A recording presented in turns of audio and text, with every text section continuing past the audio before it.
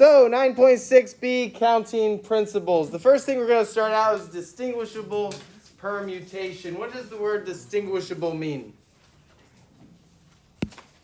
They're different. All right. You can order them a little bit differently. So let's say I have 3 C's. Let's say I have 3 C's and I mix up those C's. Guess what they still are? 3 C's. They're not distinguishable anymore. And so this is how we deal with distinguishable permutations. You do n factorial, whatever the amount you have, and then our similarities, we put that factorial on the denominator. All right, I think you'll be able to understand what we're doing when we talk about banana. All right, so we need to figure out the distinguishable ways in order to organize the letters banana. All right, thank you for Gwen for introducing this to us. All right, so how many letters does a banana have? 6. So that's what we're going to put up top. We have 6 factorial up top. However, are there some similarities in the word banana? Yes. What are those similarities? A. How many A's do we have? 3. We have 3 A's. So I put a 3 factorial on the denominator. Are there any other similarities in banana? N. So what do I put on the bottom? 2 factorial. All right. So to find my distinguishable permutations, I have 6 factorial over 3 factorial, 2 factorial. And so we could enter that in my handy-dandy calculator. Make sure you put parentheses around the denominator. If we wanted to, we could also solve this one by hand pretty quickly because 6 factorial is the same as 6 times 5 times 4 times 3 factorial. And then I have 2 on the bottom as well. So 6 times 5 is 30. 4 divided by 2 is 2. 30 times 2 is 60. Hopefully you got 60 if you put that in your calculator anyway. All right. If you'd actually like to write out all of the ways you can write banana, there they are. All right. So could you do that? Good. You're not going to finish the test, but you totally could. All right. All right. Now I'd like you to do this. Distinguishable permutations for Mississippi. Mississippi. Did anybody else feel like a boss when they learned this in 2nd grade? Yeah. Okay. All right, here we go. Mississippi. What goes up top? 11 factorial. Over, what are their similarities? What are the same? 4 S's, so we have 4 factorial. What else happens? 4 I's, so that's also 4 factorial. What else happens? 2 P's. So we got 2 factorial going on there. We put parentheses around there, and we put that in our handy-dandy calculator. How many we got? 34,000 what? 650 ways we can write that. Did anybody write 34,000 ways to do it? All right. So yesterday we talked about permutations. And what did I have you write down on a permutation? Order matters. So guess what? Now we're going to talk about combinations. Guess what about combinations we want to know? Order doesn't matter. Okay? Order is not important on a combination. For instance, if I'm picking a team, I am choosing Becca and Ansley and Jonah. They are my team, daggone it. Does it matter if I choose Becca and then Ansley and then Jonah, or if I choose Jonah and then Ansley and then Becca? Does it matter? No, they are still my team. Okay? Then I'll rank them first and second. All right, obviously, Becca's first. You know what I'm saying? All right, okay. All right. So it doesn't really matter about order for a combination. All right. So here we go. In how many different ways can we choose 3 letters from the letters A, B, C, D, and E when order is not important? When order is not important, it is a what? It is a combination. Now, how many letters do I have to choose from? 5. So I have a 5, and then I do a combination. And how many am I choosing on this one? 3. I'm choosing the 3 letters. So I have 5, combination 3, and we have handy-dandy calculators if we'd like to do it that way. So we end up with 10 ways we can order that.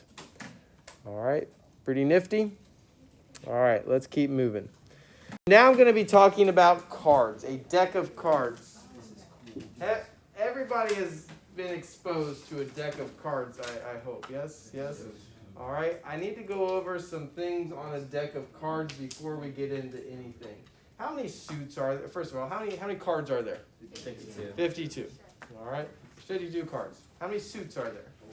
4. All right. What are the suits?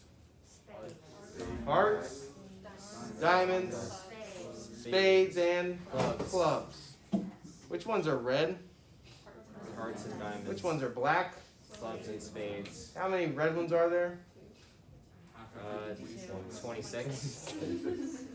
So how many black ones are there? 26. 26. I said red first, right? Yeah. All right. And so each suit has how many? Each suit has 13. 13. Okay, each suit has 13 of them. All right, and of them, there's like 4 8s and 4 7s and 4 3s, right? Okay, so we need to know that. What are your face cards? I want to go over everything right now. What are your face cards? Jack, King, and Queen. All right. Ace does not have a face. No face on an ace. All right. All right. So those are your face cards and so forth. All right. Let's get into it. Here we go. So Elise is going to read. She plays poker. Go. A standard poker hand consists of 5 cards dealt from a deck of 52. How many different poker hands are possible? After the cards are dealt, the player may record them, and so the order is not important. All right. So they can reorder them. All right. So how many cards do I have to choose from? 52 cards. And is order important? No, because so it's a combination. And then, how many am I choosing? 5. So we have 52, combination 5, which happens to be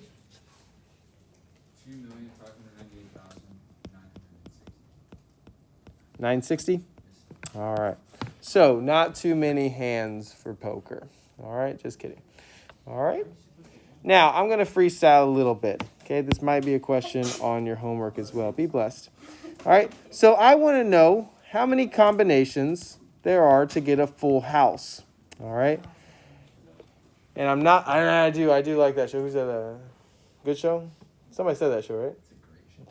Johnny, do you watch the show? So, how do you get a full house? What is a full house? 5 of the same color. No, that's called... That's a flush. That's a straight. What? 3 of the same and then 2. 3 of a kind and then 2. a pair. All right, so a 3 of a kind. So we have 3 of a kind and then 1 pair.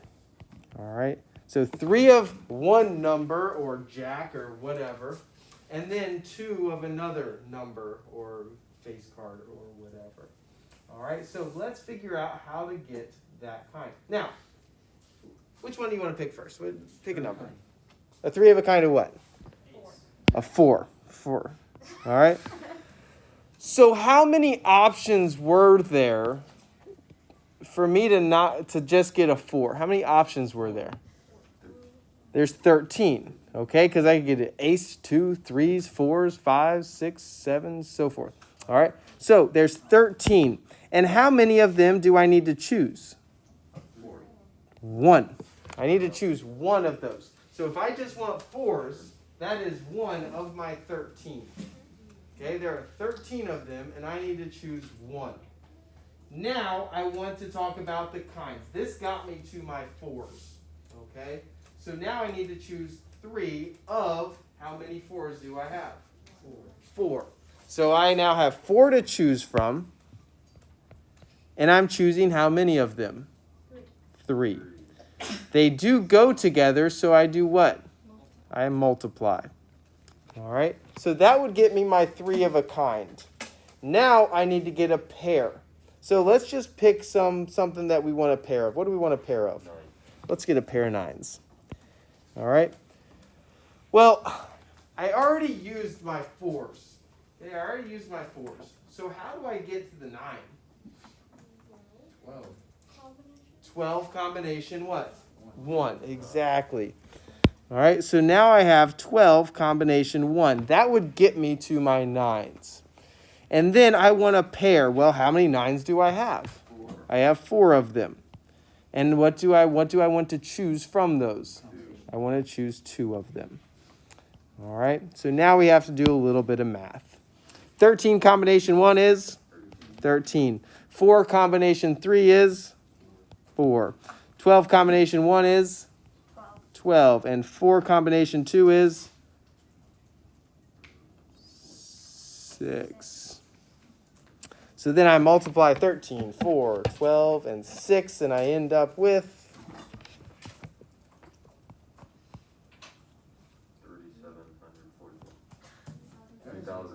3,744 ways to get a full house. All right, pretty good? All right, who's on a swim team? TJ, go for it. You are forming a 12-member swim team from 10 girls and 15 boys. The team must consist of 5 girls and 7 boys. Sexist. How many different 12-member teams are possible? Why wouldn't it be 6 girls and 6 boys? That's messed up, TJ. All right, so here we go. We need to find this team. So let's do the girls first. All right.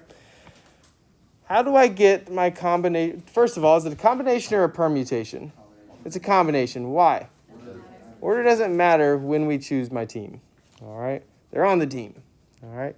So how many girls do I have to choose from? 10 girls. All right. And it's a combination. And how many girls am I choosing? I'm choosing 5 of them. All right. And then let's do our boys. So how many boys do I have to choose from? 15. I got 15 boys to choose from. And then how many boys am I picking? 7. All right. And what are we going to do with these 2 numbers? We're going to multiply them. Why are we going to multiply them? Because they're making one team. They go together. Yes, they are separate, but they go together, so we're going to multiply. All right. So we have 10 combination 5, which happens to be 200 what? 52. All right. And then times, how many ways can I choose my boys? 6,435. And so now I multiply 252 with 6,435, and I end up with? All right, so not many ways to choose this team for our 12-member swim team. All right, pretty cool? All right. Jonah's going to read.